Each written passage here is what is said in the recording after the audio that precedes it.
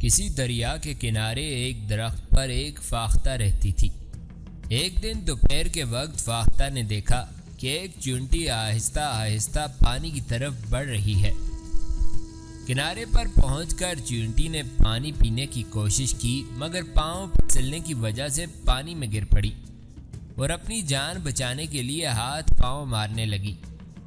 فاختہ نے چیونٹی کو اس مصیبت میں دیکھا تو اسے اس پر ترس آیا۔ درخت سے ایک پتا توڑا اور چیونٹی کے نزدیک رکھ دیا۔ چیونٹی جھٹ سے اس پتے پر سوار ہو گئی اور تیر کر کنارے تک پہنچ گئی۔ اس نے دل ہی دل میں فاختہ کا شکریہ ادا کیا۔ تھوڑے دن گزرے تھے کہ ایک شکاری وہاں آن پہنچا۔ اس نے فاختہ کو درخت پر بیٹھے دیکھا تو اسے شکار کرنے کا فیصلہ کیا۔ بندوق سے فاختہ کا نشانہ لیا۔